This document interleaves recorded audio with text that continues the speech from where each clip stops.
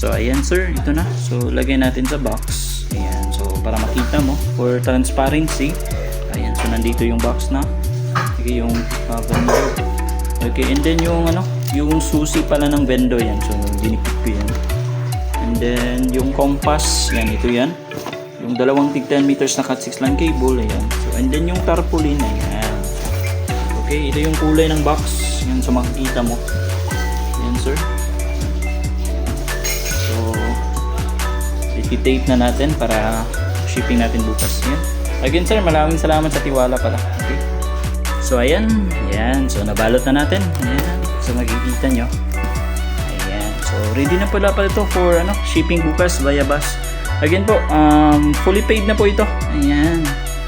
So ayan, ito na sir. Tapos na natin nabalot.